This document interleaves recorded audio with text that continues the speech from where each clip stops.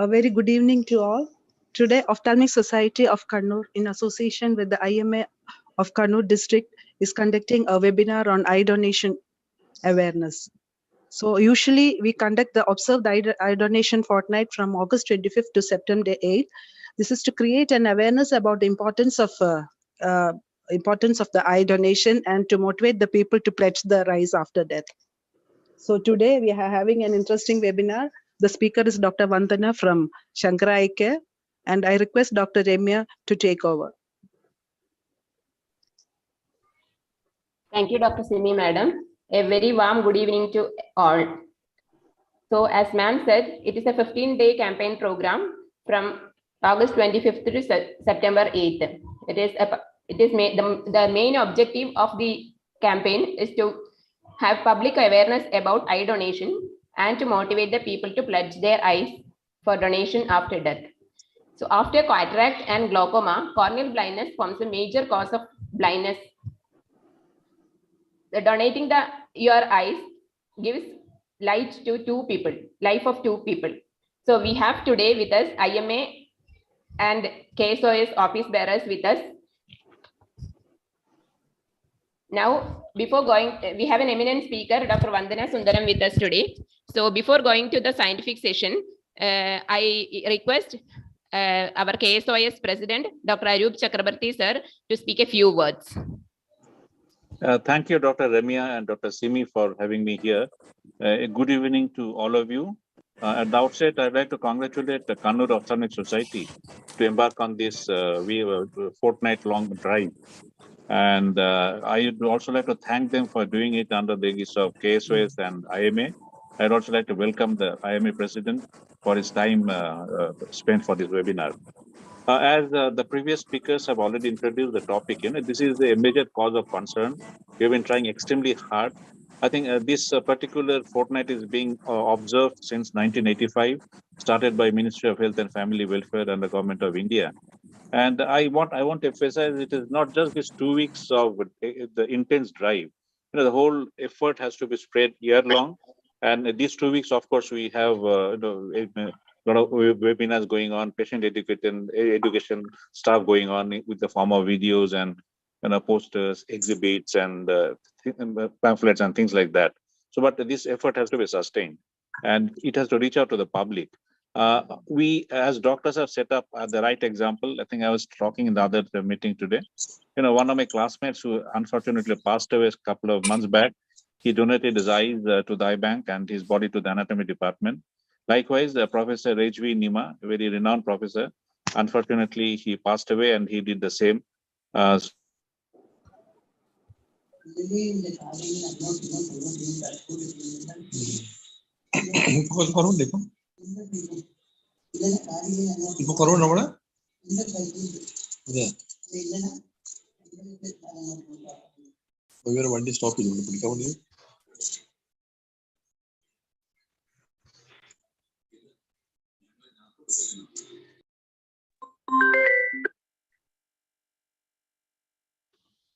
So wish you all the best for the program. Thank you, sir. So now I invite Indian Medical Association Kerala State Branch President, Dr. Samuel Koshi sir, for the inaugural address. I hope sir has joined. Thank you. Thank you, Dr. Ramya. Dr. Arun Chakrabarti, other senior colleagues, as you are aware, we are celebrating or we are observing the eye donation fortnight from 25th of this month, and it will be continued till next month 7th. So as we are knowing, what is happening is there is a shortage of corneal availability, and to increase the awareness of the need for corneal transplantation and corneal grafting, we need to have similar sessions, and that is a target, or that is the aim of this fortnight celebration.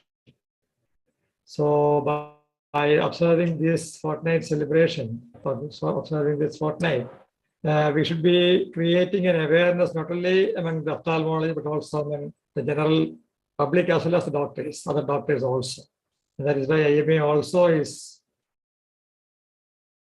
going along with the Ophthalmic Society in conducting such programs. There's a huge gap between the availability of the cornea and the patient needing keratoplasty or the grafting.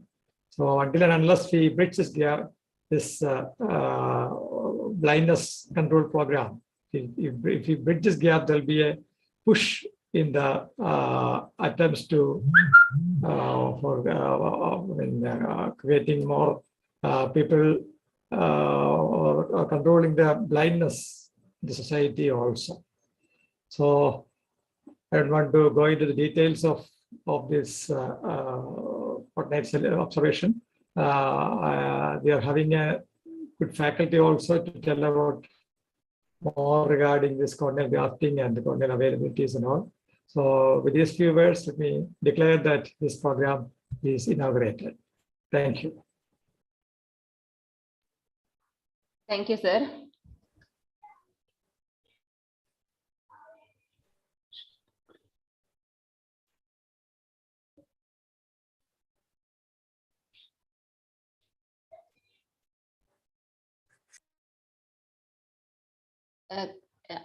Is my screen visible?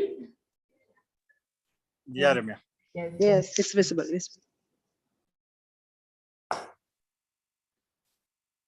I'm really privileged and honored to be introducing our speaker of the day, Dr. Vandana Sundaram, to all of you. She is the cornea and refractive surgeon at Shankara Eye Hospital, Coimbatore. She did her MBBS from Sri Ramachandra Medical College, Chennai. She is the university rank holder with 3 gold medals. She did her MS from Amrita Medical College, Cochin, and her fellowship in cornea and refractive surgery from Shankara Eye Hospital, mentored by Dr. J.K. Reddy. She has various publications in national journals to her credit, and she has presented in state as well as national conferences. Currently, she is associated with Shankara Eye Hospital since 2019, and she is the eye bank in charge at Shankara Eye Hospital, Coimbatore. Vandana Madam, once again, a very, very warm welcome, Madam. Over to Madam for her talk on eye donation do's and don'ts.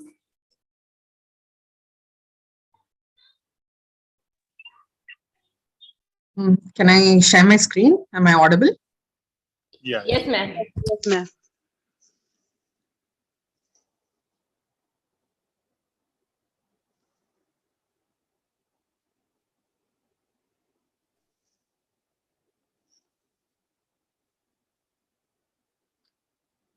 Yeah, at the outset, I would like to thank IMA Kannur and Kannur Ophthalmic Society as well as KSOS for giving me this wonderful opportunity. So going on to eye donation do's and don'ts. So this talk is basically targeted towards general practitioners, actually. So that because I think ophthalmologists, they pretty much know what to do and what not to do, but it's the general practitioners who need to know because they treat patients and it's their patients who eventually end up being eye donors. So currently, if you see in India, there are 12 million blind people in India, out of which 1.1 million is attributed to corneal blindness. So the major solution for this is definitely keratoplasty, or in layman term, as we call it as corneal transplant. So we need to perform at least 1 lakh keratoplasties per year. So we need to collect at least 2 lakh cornea per year. And the collection was only 55,000 per year until 2020. And as we all know, in 2020, we were hit by the large COVID pandemic, and there was a major setback in organ donation as well as eye donation. So prior to 2020, we saw, based on the 10.2 million deaths which occur annually, the total collection was still less than 0.5%. We need eye donation from at least 1% of all deaths to actually meet our current demand. So this is actually a very interesting paper which was published in Italy. Italy being one of the countries which was affected by COVID pandemic early, that is after China. So this report from the Italian Association of Eye Banks from Venice, they reported that they saw almost a 40 to 60% decrease in the number of corneal transplant surgeries in the year 2020 and 2021. So in India, as such, we don't have a paper to talk about the decrease in the eye banking. But as we all know, there was a major setback in corneal transplants. There was also a major setback in training of corneal surgeons. And there was also a major setback in research because we did not have any tissue availability in wet lab too.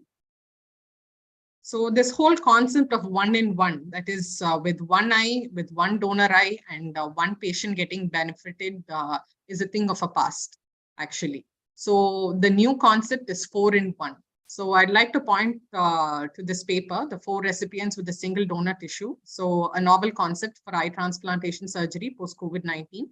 This was actually by my mentors, Dr. J.K. Reddy and Dr. K.S. Siddharthan, where from a single donor eye, 4 patients were benefited. 1 patient underwent deep anterior lamellar keratoplasty, 1 patient underwent Descemet's membrane keratoplasty, 1 patient underwent a limbal stem cell transplantation, and another patient underwent scleral grafting.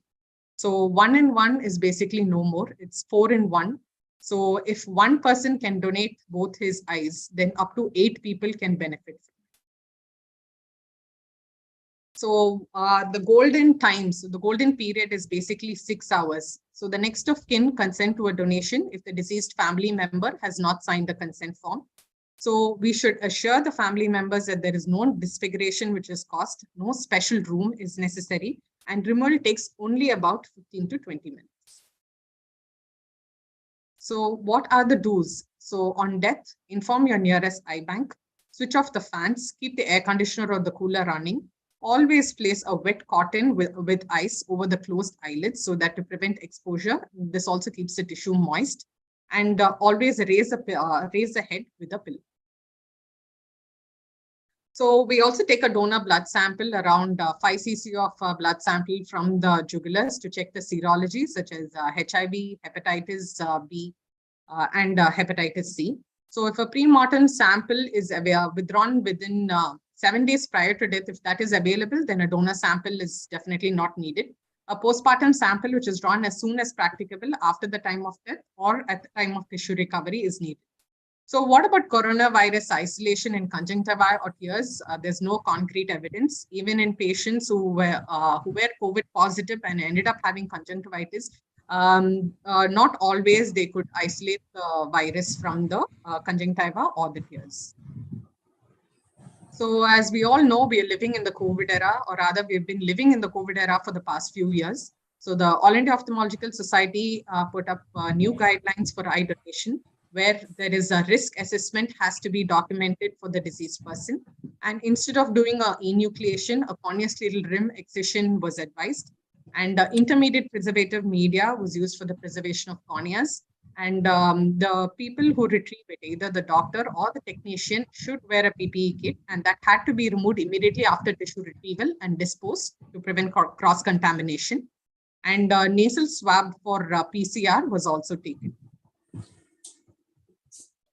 So this is basically a flow chart where you have a eye donor or deceased donor in the hospital. And if he's obviously a confirmed case of COVID-19, then you do not proceed with the donation. If it has been exposed to a confirmed case of COVID-19 within the previous 28 days, you do not proceed with the donation. Or you can go ahead and check for the postmortem nasal PCR and then decide whether we can retrieve the eye or not. If the patient has lived or has visited any affected area within the previous 28 days, then we assess the clinical situation, see if he's got any clinical symptoms compatible with COVID, or see if he's got no symptoms compatible with COVID, and then decide if we can proceed with donation or not. So the eye bank personnel with the doctor or the trained technician usually visits a donor home or the hospital in the case of a hospital retrieval setup, and does the eye retrieval. So on the above, you can see an enucleation which is being done, and below you can see the retrieval of a corneosteral rim. So what are the absolute don'ts? So we do not retrieve the eye if the patient has got active viral hepatitis, either hepatitis B or C. Acquired immunodeficiency syndrome of HIV, definitely no. Any active viral encephalitis, any Prion's disease, patient with suspected rabies and persons who within the last 6 months were bitten by an animal suspected to be infected with rabies, septicemia, leukemia, or malignancies with blood metastasis, we definitely do not retrieve those eyes. So when it comes to local conditions, if the patient has got active ocular inflammation, conjunctivitis, or any congenital or acquired disorders of the eye, if the patient has got a retinoblastoma, malignant tumors, or ocular metastasis of malignant tumors, then we do not go ahead with the retrieval. So myth busted, on the contrary, spectacle wearers, diabetics, hypertensives, patients who have undergone cataract surgery can definitely donate the eyes. Age is definitely not a bar. Religion is definitely not a bar, nor is gender. The age, usually we set a limit up from 2 to 80 years of age. But with the shortage that we have right now, we accept tissue from any age. So once the tissue has been retrieved, we usually do an evaluation. We do a gross evaluation just to look at the sclera, if there is any icterus, and how the cornea looks and how the luster is. Then we look at the slit lamp evaluation to look at the stroma, to look at the endothelium, and then we grade the tissue. And all eye banks are equipped with specular examination. So we look at the specular count, and then we can grade the cornea and decide whether it can be used for optical purpose or therapeutic or research purposes in wet labs. So distribution, so each corneal or scleral tissue container should be clearly labeled. The name of source eye bank should be mentioned with the tissue identification number, the name and age of the donor, the time of death, and the time of corneal scleral preservation should also be mentioned, and the type of preservation medium, be it a MK medium or a cortisol or an optisol, has to be mentioned. So the death of a loved one is definitely a hard time for relatives, but how to start the discussion on eye donation at such a time? I think this is where the treating physicians, basically the family physicians and counselors, they play a major role, because it's much more easier for the family to talk to someone, familiar, rather than some other unknown person and coming and explaining about eye donations. So I think treating physicians, probably they should, if they come across one of their own patients being brain dead and being a potential candidate for organ donation, so they should definitely talk to the family members and relatives and convince them for eye donation. So this is basically an eye donation card that we have here at Shankar Eye Hospital. And it's also very important to have this in the local language as well. Here you can see on the left, we have one which is in Tamil, and the right is one in English. So the patient basically registers and then carries a donor card with him. And on the right, you can also see a certificate which is given to the family members of those who donated their eyes. So here you can see on the right, there's a patient with the decreased vision of only counting fingers of 1 meter with Fuchs endothelial dystrophy and corneal scarring. And just with Descemet's membrane endothelial keratoplasty, you can see that he attained a 6/6 vision. So with your support, this is definitely possible.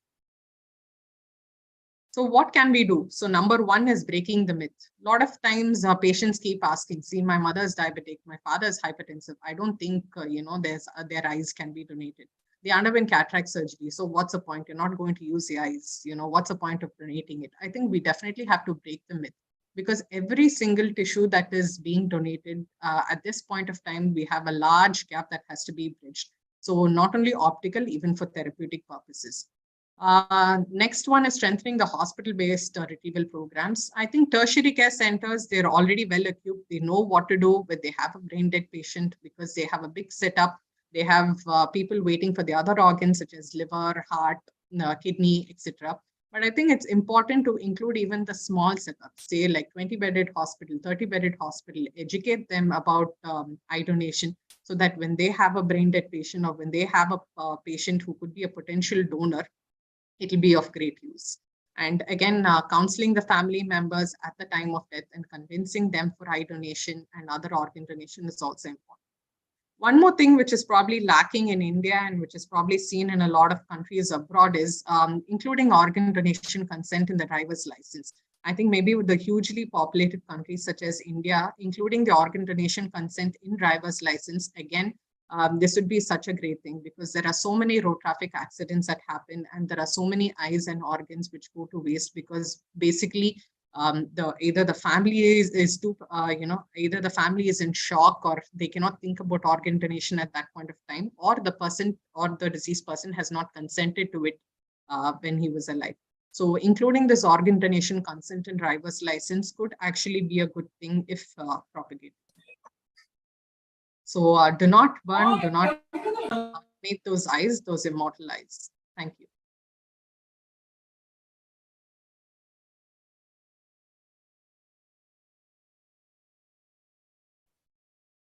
Thank you, madam, for that wonderful talk. Now it's the time for discussion. Please do ask your doubts and get it cleared from madam. Please share your questions in the chat box, or you can ask directly.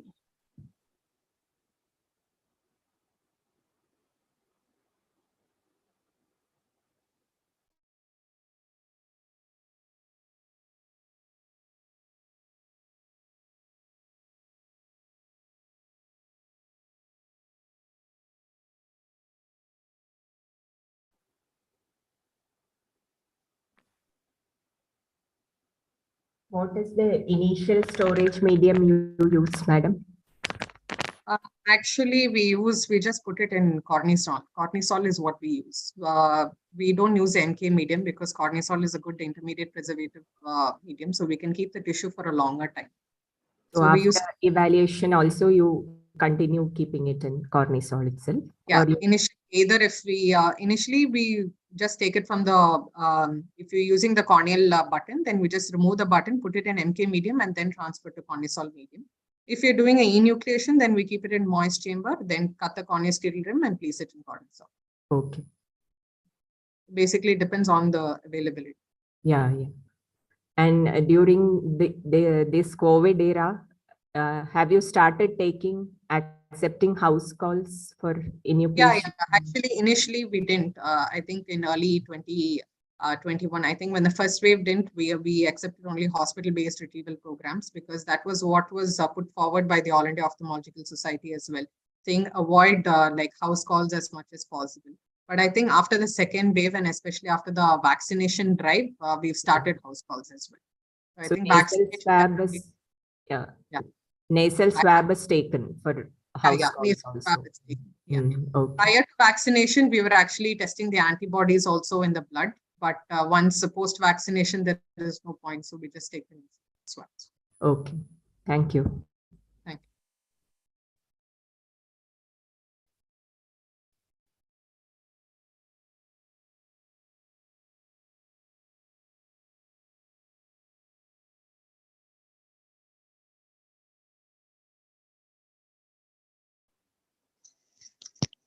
Any more doubts from any of the other doctors other than ophthalmologists?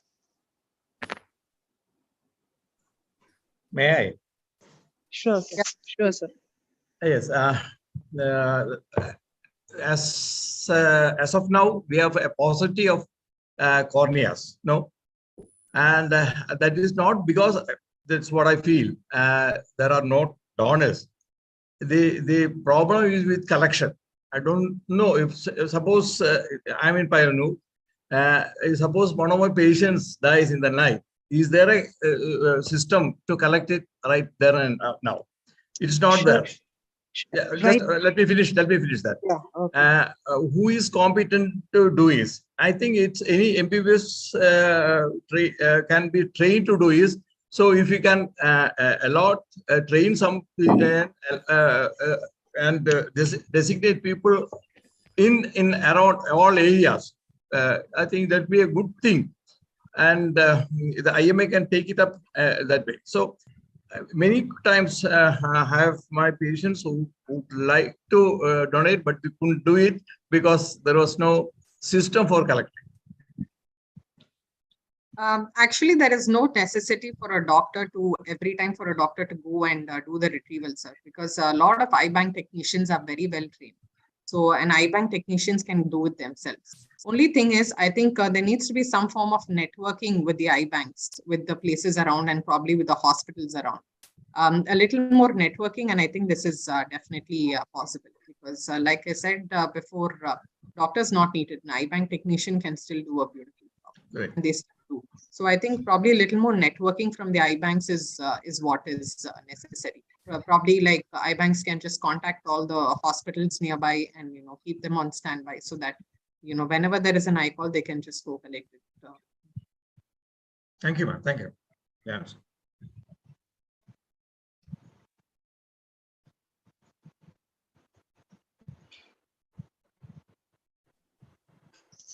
Here, what we do is like, when a death happens, any government health worker is to be informed.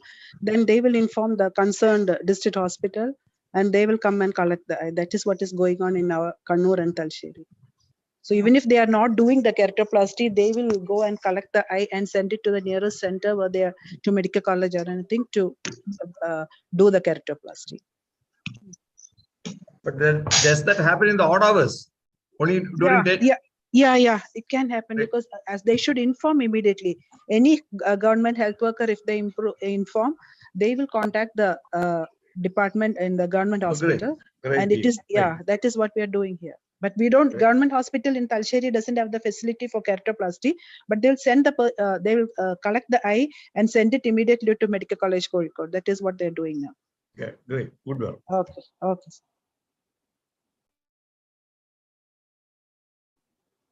Any more questions?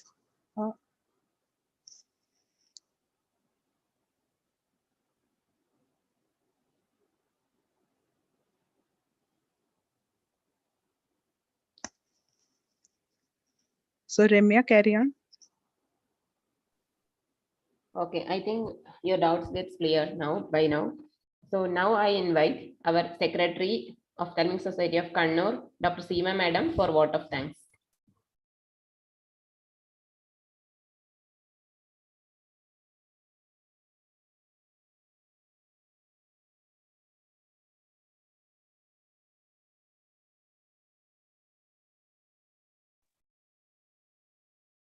Seema Madam, please.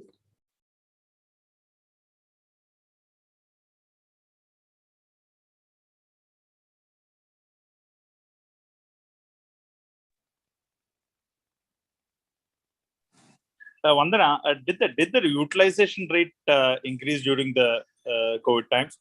Because yesterday, did the utilization rate of the treated corneas increase during COVID times? Because yesterday, Dr. Namrata was there in our another webinar. She was telling that in RP Center and those places, the utilization rate actually went up much higher during COVID times. Or you mean during COVID, sir? Whatever that was. Yeah, during COVID, what was collected was being used much more efficiently. She didn't explain why, but that they have statistics for that. Probably actually, going to during the first wave, there were pretty much zero eye calls, sir. There was pretty much nothing during the first wave. So there was no point talking about utilization when we didn't have anything during the first wave. But during the second wave onwards, and especially post-vaccination, when eye calls, started getting back to normal, definitely the utilization is much more. Then I don't think even a single tissue is probably gone to waste, because again, we've got so many patients. What happened during COVID is just not the patients who are waiting for corneal transplants. All the patients who underwent corneal transplants couldn't come for follow-up, and the rejection rates and infection rates, everything started reaching sky high. So I think the eye bank was probably just flooded with phone calls and this thing. We had a lot more patients registered. So it was just not the patients who are already waiting. Patients who underwent keratoplasty also, a lot of them came with rejection. And also not to forget post-vaccination rejection in so many patients. Especially after when the steroids not being stepped up prior to vaccination, a lot of the patients post-vaccinations, they came back with rejection. Well, some recovered and some didn't. So definitely the utility rate is definitely high since COVID. And one doubt, what is the youngest age a person can donate their eye? Usually, ideally, we say 2 years. Yeah. 2 years. years is what we say, but sometimes depending upon the availability, and there is no hard and fast rule, and each center usually sets their rule. But the AIOS says 2 to 8 years. Okay, ma'am, But it thank can you. be donated. Children, I mean, babies less than 2 years also, they can donate. It's definitely taken, but it depends upon each center. And AIOS typically says 2 to 8 years.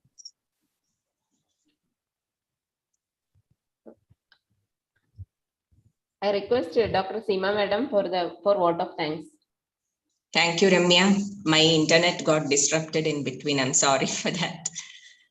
So if there are no more questions, we can wind up with Thanksgiving function. Respected seniors, colleagues, and friends, it was indeed a pleasure and privilege for Ophthalmic Society of Kannur organizing this function in association with IMA Kannur and KSOS during the eye donation fortnight. Moving on to my official responsibility, first and foremost, let me extend our sincere thanks to our guest speaker, Dr. Vandana Sundaram, who readily consented to our invitation in spite of her busy schedule. Thank you, Dr. Vandana, for the excellent presentation. Thank you. Let me also thank Dr. Samuel Koshi, President, IMA Kerala State Branch, for joining us today and inaugurating the webinar. I also thank Dr. Joseph Benavan, Dr. Jaydevan P, and Dr. K.V. Raju, other office bearers of IMA, for cooperating with KSOS and OSK in organizing this webinar. Let me also thank our Honorable President, KSOS, Dr. Arup Chakravarti, for all the support and encouragement we received from him. And I also thank Honorable General Secretary KSOS, Dr. Gopal S. Pillai, and Dr. Biju John, Treasurer KSOS, for the cooperation we received in this endeavor. The awareness program organized today was the brainchild of our scientific committee chairman, Dr. Srini Edaklo, and we extend a sincere gratitude to Sir for all the help and encouragement and the constant motivation we received from him. Thank you, Sir. Last but not the least, let me thank all the delegates of IMA and Ophthalmic Society of Kannur who took their time today to join us for the meeting. Thank you all once again.